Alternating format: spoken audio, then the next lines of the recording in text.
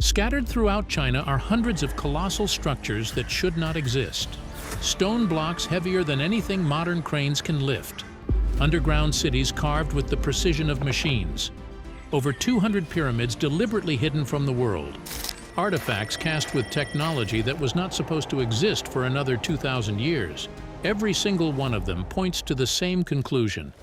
A civilization once walked this earth that was so advanced, so powerful, and so completely erased from history that we have no name for them, and we have no idea what happened to them. Yangshan Quarry, the stone that should not exist. On the outskirts of Nanjing, China, there is a quarry, and sitting inside that quarry is the largest stone ever cut by human hands in all of recorded history. It has been there for centuries, unfinished, unmoved. The people who cut it never came back. Nobody after them could move it either. And the reason why is the first thing that should disturb you. It weighs 16,000 tons.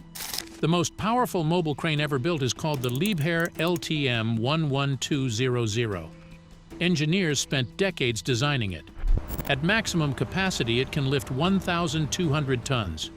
To even attempt moving the Yangshan block, you would need more than 13 of those machines running in perfect coordination at the exact same time, and it would still fail. The combined weight of the cranes and the block would cause the ground beneath them to collapse before the stone moved a single inch. The most powerful lifting machine humanity has ever produced cannot move this rock. Carved into the bottom are massive square holes, perfectly cut, precisely spaced. And because of those holes and the way the block sits partially separated from the bedrock beneath it, the stone appears to float. A 16,000-ton block of rock hovering above the ground. Engineers who have examined those holes say their size, depth, and geometry match no known ancient lifting method.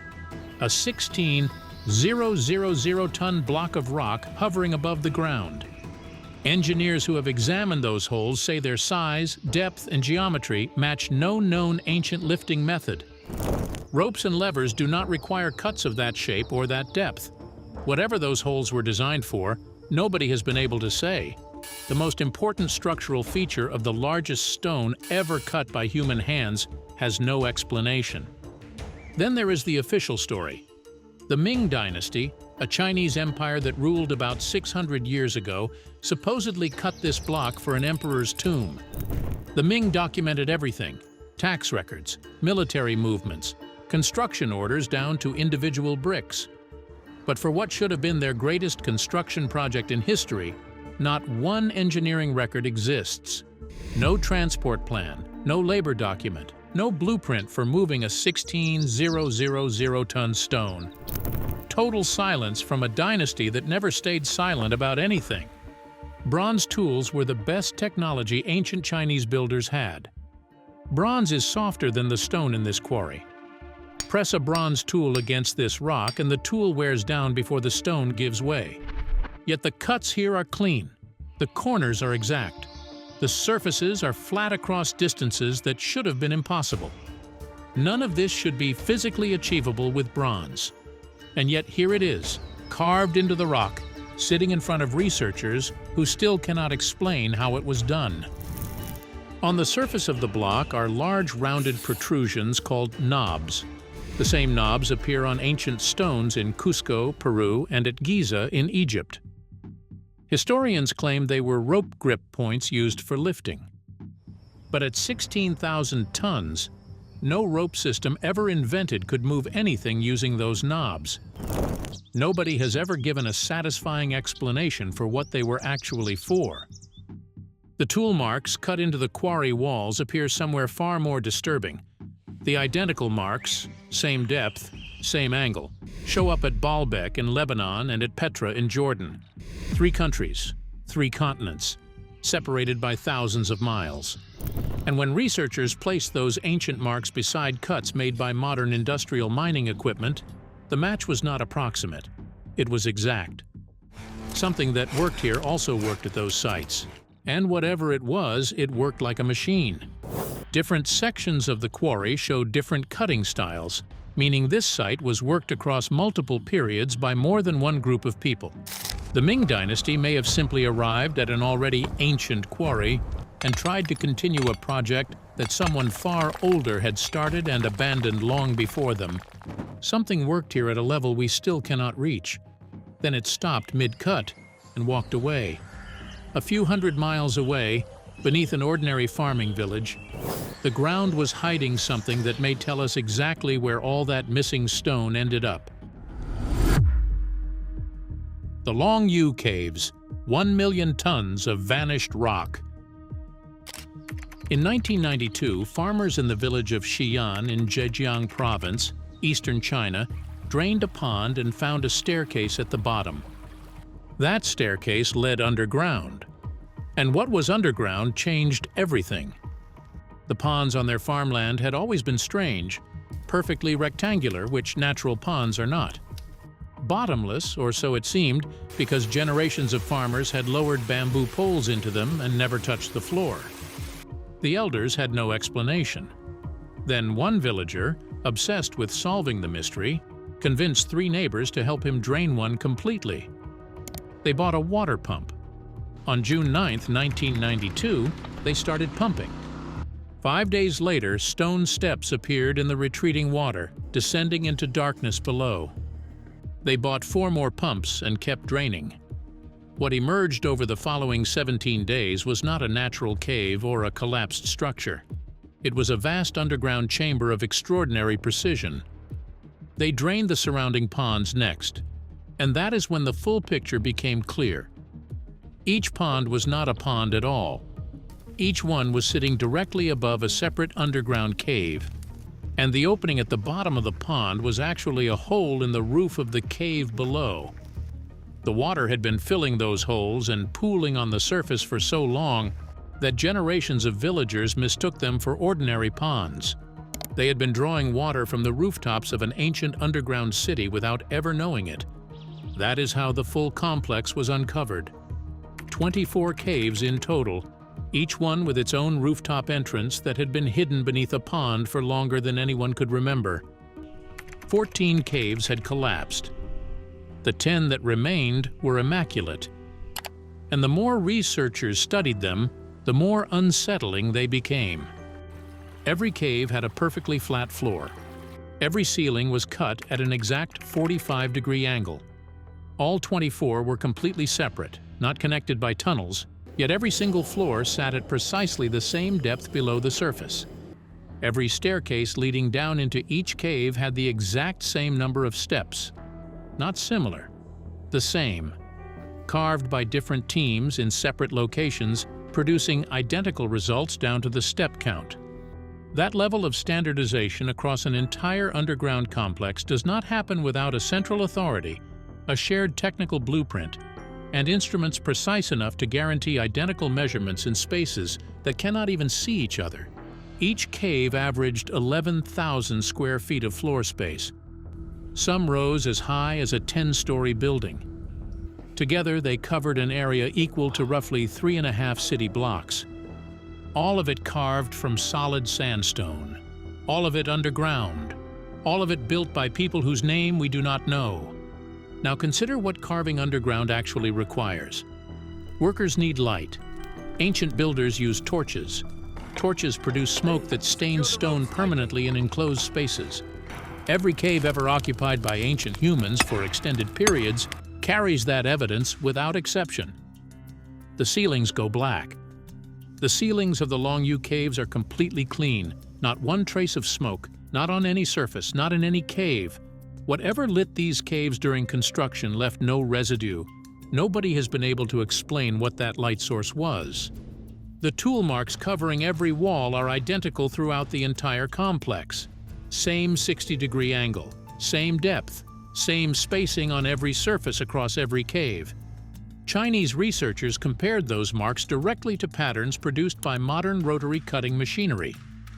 The ancient marks were functionally indistinguishable from those made by contemporary industrial drilling equipment. Not similar, indistinguishable.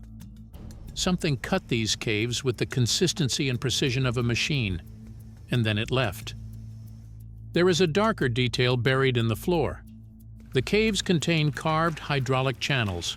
grooves designed to control water movement. Some researchers believe those channels were not built to drain water out. They were built to let water in. The caves may have been deliberately flooded by the people who built them as a final act of concealment. A civilization sealing its greatest work underwater before vanishing. The caves were found with no evidence of any entry during the entire span of recorded history. No objects disturbed, no tools left behind, nothing. If the flooding was intentional, it worked for thousands of years. But the question that sits above all of this is the one nobody can answer. To carve these caves, over 1 million metric tons of sandstone had to be removed. Sandstone weighs approximately 2.3 tons per cubic meter. That is roughly 435,000 cubic meters of solid rock excavated from beneath this village. That volume of debris stacked above ground would cover several city blocks to the height of a multi-story building. It should exist somewhere in the surrounding landscape. It does not exist anywhere.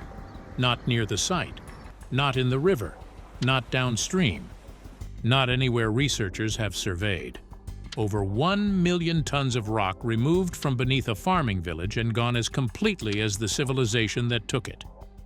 China has one of the longest traditions of historical documentation in the world. Not one ancient text, not one dynastic record, not one local account of any kind mentions these caves. A project of this scale left no paperwork, no memory, and no name. Who built this? That question has no answer. What we do know is that whoever built Longyou also built elsewhere. Less than 100 kilometers away, carved directly into cliff faces above the most historically documented river in all of China, lie 36 more caves. Hashan Grotto, the caves the Yellow River never knew. The Yellow River is where Chinese civilization was born.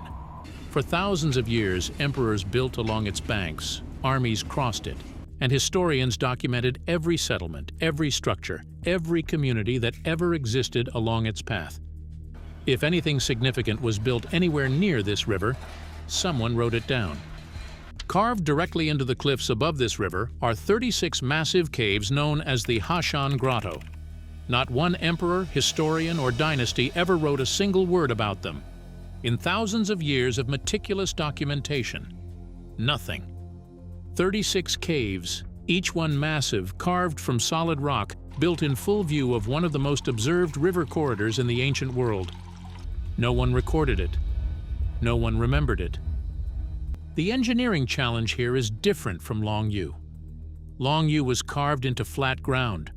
Hashan was carved into near-vertical cliff faces above a flowing river. Working a vertical cliff at this scale requires scaffolding anchored into the rock, rigging systems, platforms suspended above the water. All of that leaves marks, anchor holes, rope wear patterns. None of it exists. No anchor points. No unusual deposits downstream. Geologists surveyed the riverbed and found nothing. The excavated rock did not fall into the river, did not pile at the cliff base, and has not been found anywhere in the surrounding landscape. The tool marks throughout Hashan are identical to those at Longyou. Same angle, same depth, same uniformity, not similar, identical. The same technology worked at both sites. Several caves remain sealed today. Chinese authorities have blocked access with no published explanation. No report has addressed what those chambers contain. Sealed, unexamined, officially ignored. The deepest layer of this mystery goes beyond engineering. The Yellow River is inseparable from one of China's most important legends.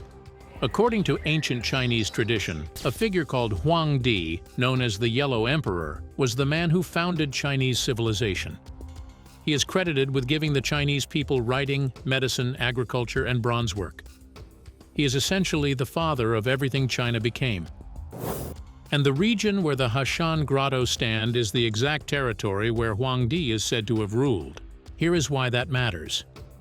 If these caves are older than recorded Chinese history, they are older than the Yellow Emperor legend itself. That would mean the civilization that built them was already ancient before China's own founding story even began. The people who carved these cliffs may have been so advanced, and their disappearance so complete that the civilizations that came after them could only remember them as mythological figures, not builders, not engineers, gods. That same civilization carved the Longyou caves underground. They carved the Hashan grotto into cliff faces above a river, both hidden, both erased from every record. But the next structure they left behind was different. It was not built to hide. It was built to fight. Huajin City Fortress, built to keep something out. Hidden inside a remote mountain range in China is a structure almost no one knows exists. No signs lead to it. The gorges surrounding it are so deep and steep that everything inside is completely invisible from the valley floor. You could pass it 100 times and never know it was there. It is called Huajin City Fortress.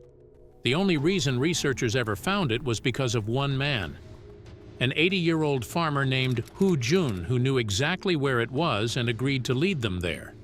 Huajin did not discover this place. He was told about it. Someone told him, who was told by someone before them, stretching back through generations of ordinary people quietly passing down the location of this place while every official historical record stayed blank. This fortress was not forgotten. It was deliberately kept quiet. Inside the gorge, the land opens into a wide protected plateau. Remnants of carved cave dwellings line the interior walls, mostly eroded. What remains is the plateau, the weathered dwellings, and the entrance.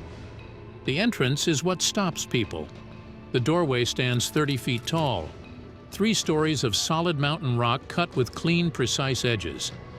And the historians who first studied this site concluded that primitive local farmers built it to hide from bandits. Farmers fleeing bandits build wooden fences. They do not carve a 3-story doorway from solid rock. The engineering required for that entrance alone demands advanced tools, serious knowledge, and a large, organized workforce. The official explanation and the physical reality of this site have nothing to do with each other. The interior walls were not shaped by nature. Every surface was deliberately carved. The tool marks are identical to those found at Longyou and Hashan. Same angle, same precision. The same unknown builders were here. Researchers studied the erosion patterns on the cave dwellings and found that the age of this structure sits well outside the range of any known fortress culture in the region. They examined the stonework and the architecture and could not match Huajin to any documented civilization in the area. This place belongs to nobody history has named. Several ancient Chinese texts, written before any known dynasty, describe refuges carved into rock by an earlier civilization before a great catastrophe struck the world. Hidden spaces built to survive something enormous. Huajin matches those descriptions. A concealed plateau, rock walls on every side, a single massive entrance invisible from outside. If those texts were recording real memory, Huajin may be exactly what they described. Whatever threat this civilization was preparing for, it came. Because like every other site in this video, the fortress was abandoned, left overnight as if everyone inside simply ceased to exist. The caves show what they could build. The fortress shows they were afraid. The next site shows how they lived. And the life they carved into solid granite just 50 miles from modern Beijing is more unsettling than the fear. Guyaju Caves. 50 miles northwest of Beijing, carved entirely from solid granite, is an ancient city. Not a ruin, not scattered shelters. A city. 117 caves. 350 chambers across 25 acres with levels, staircases, drainage systems, and furniture all cut from the same rock. It is called the Guyaju Caves, discovered in 1984. And in thousands of years of Chinese historical documentation covering this region in extraordinary detail, not one record mentions it. First, understand what carving from granite actually means. Granite is one of the hardest materials in nature. Scientists measure hardness on the Mohs scale. Granite sits between 6 and 7. Bronze, the metal most available to ancient Chinese builders, sits below 4. Bronze is softer than granite. Press bronze against granite and the bronze wears down. The granite does not yield. Carving 350 chambers from solid granite with hand tools is not just difficult. Engineers and materials scientists say it is not achievable at this scale. The technology required to cut this city did not officially exist when this city was supposedly built. Inside one of the rooms, a carved bed platform sits against the wall at the exact height a person would need to climb onto it comfortably. Beside it, a lamp holder cut into the rock at a downward angle so light falls across the sleeping surface. Storage compartments of different sizes organized along the walls. Running across the floor, a shallow channel angled toward a carved exit point. A drain, built to carry wastewater away from where people slept and ate. That drain is more significant than it sounds. The deliberate separation of wastewater from living spaces reflects an understanding that human waste near living areas causes disease. This principle did not appear in formal Chinese urban planning until well after the conventional date assigned to this site. Whoever built Guyaju understood something about health. They had no business knowing. The rooftops carry channels cut to collect seasonal rainwater and redirect it into storage. That is not infrastructure you build for a temporary camp. That is permanent engineering built by people who studied their local climate and planned to live here for a very long time. The largest structure, called the Guantanzi or the Golden Temple, spans 2 full floors with 8 chambers, carved stone pillars, a central bed platform, and stone furniture throughout. This was either the home of a leader or a ceremonial space. Either way, it tells you this was an organized society with hierarchy and a clear architectural language for separating the powerful from the ordinary. Similar cliff cities exist in Cappadocia, in Turkey, Matera in Italy, and cave settlements across Spain. In every one of those places, historians know who built them, when, and why. At Guyaju, there is nothing. No culture, no period, no explanation. Just 350 granite chambers 50 miles from Beijing with no name attached to them in any document ever written. And then they were left, not gradually, all at once. Bed platforms still in position, lamp holders still angled, drainage channels still waiting, a functioning granite city abandoned in a single moment as if everyone inside simply stopped existing. That pattern has appeared at every site in this video. Shan abandoned mid-cut, Longyou sealed and submerged, Huajin emptied overnight. Now Guyaju, the same civilization, the same ending. Somewhere in Sichuan province, buried beneath the ground, lies the closest thing to an answer. Sanxingdui, the civilization that burned its own face. In 1929, a farmer named Yan Daocheng was digging on his land near the city of Guanghan in Sichuan province when his tools hit something buried beneath the soil. Jade objects, stone artifacts. He had no idea what he had found. Formal excavation of the site began in 1934. Then in 1986, construction workers struck 2 large sacrificial pits, and the true scale of what was buried there became impossible to ignore. What came out of those pits was unlike anything in Chinese history. 13,000 artifacts, more than 1,200 bronze objects, 543 gold pieces, 565 jade items, all produced by a culture no Chinese text ever named, no dynasty ever claimed, and no tradition ever continued. A civilization that left behind 13,000 objects of extraordinary quality and nothing else. But before any of that was buried, it was destroyed. Bronze masks smashed, jade blades broken, gold objects set on fire. Everything dropped still burning into deep pits in the ground. Someone gave that order. An entire civilization carried it out, and then they vanished so completely that 3,000 years passed before anyone found what they left behind. The masks alone are deeply unsettling. The largest measures 4.5 feet wide, but the size is not the disturbing part. It is the eyes. They do not sit flat against the face the way human eyes do. They protrude outward on cylindrical stalks extending up to 16 centimeters beyond the surface of the face.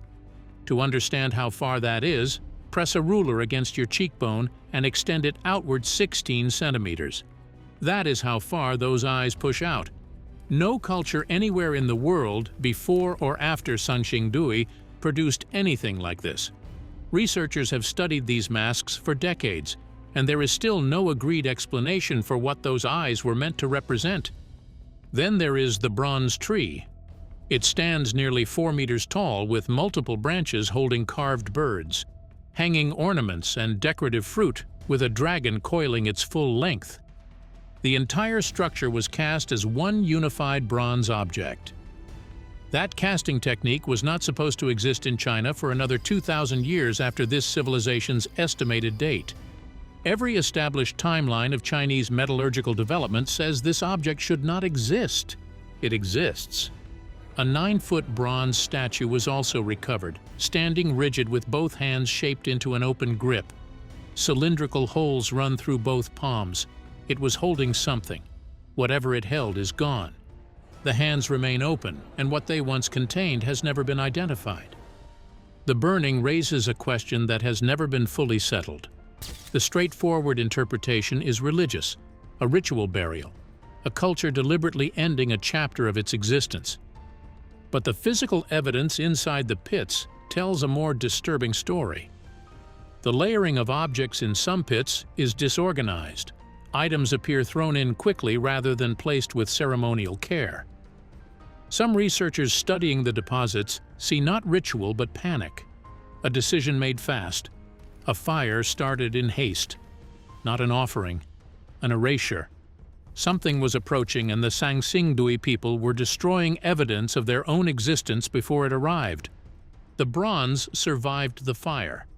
The gold survived. The masks survived. And the civilization that made them has still never been named. After decades of excavation across the entire site, not one human skeleton has been found. No graves, no burial chambers, no bones. A civilization that produced 13,000 objects of this quality, that clearly housed a large population across a significant territory, left no bodies anywhere. Every single person vanished without leaving a physical trace of where they went. No later Chinese civilization continued anything Sanxingdui began. The art ended. The metallurgy ended. The iconography ended. Nothing was passed forward. A complete civilization died in a single generation and left no successor. The Chinese pyramids, what the government planted trees to hide. There are more than 200 pyramids in China. Most people have never heard of them. That is not an accident. They are concentrated in Shan province. Some are visible from space. For decades, the Chinese government has ordered farmers to plant trees on top of them, turning ancient stone monuments into forested hills that look natural from the air. No official explanation has ever been given. No government on Earth has done this to its ancient monuments at this scale. Egypt excavates its pyramids. Mexico opens them to the world. China has forested over 200, restricted access to the region, and maintained total official silence. Researchers who attempted to visit were turned away. The silence has never broken. The first Western record comes from a trader named Fred Meyer who reported seeing them in 1912. During World War II, American pilot James Gaussman photographed them from the air. Those photographs were classified by the U.S. military after the war and kept from public circulation for decades. Why a foreign military would classify photographs of ancient Chinese monuments and what made those images worth suppressing has never been explained. The largest, known as the Great White Pyramid in the Qinling Valley, is estimated to stand approximately 300 meters tall. The Great Pyramid of Giza stands 138 meters. If accurate, the Great White Pyramid is more than twice the height of the most famous monument on Earth, requiring an estimated 50 million tons of stone. Potentially the largest pyramid ever built anywhere, almost entirely unknown outside China. The pyramids contain a clue about their age that most people are not prepared for. They are built with their corners precisely aligned to the 4 cardinal directions: north, south, east, and west. When astronomers studied their star alignment, they found a 14-degree offset from the Gemini constellation. That sounds like an error until you understand that the Earth wobbles very slowly on its axis, completing one full wobble every 25,700 years. That wobble shifts how the stars appear from Earth over long periods of time.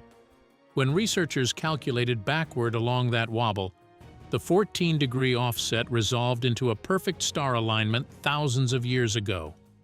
If the builders aligned these pyramids intentionally, some of these structures may be far older than anyone has officially acknowledged.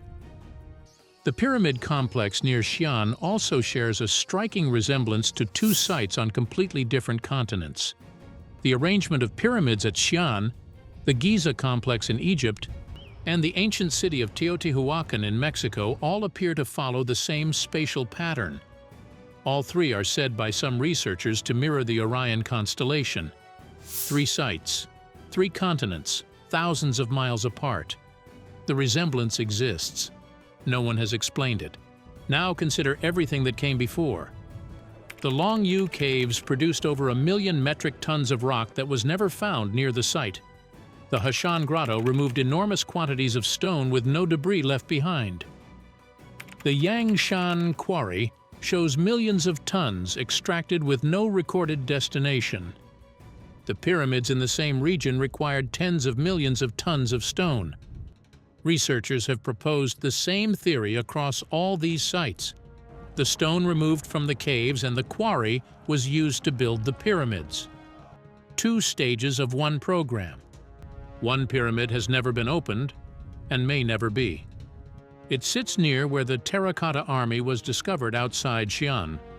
Beneath it, according to the ancient Chinese historian Sima Qian, lies the tomb of Qin Shi Huang, the first emperor of China, containing rivers of liquid mercury, a pearl ceiling representing the night sky, and mechanical devices built to fire arrows at anyone who enters. Modern soil testing has confirmed abnormally high mercury levels directly above the burial chamber. The ancient account is not mythology. Something is down there, sealed for over 2,000 years, mercury still present, defenses possibly still active.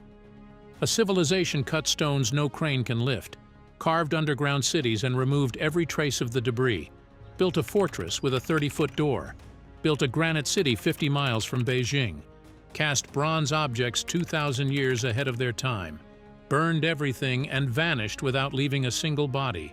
And above where their greatest secrets may still be buried, the government of the most populated country on Earth planted trees, locked the gates, and said nothing. The structures are still there. The builders are gone. And the silence around both of them is the most deliberate thing of all.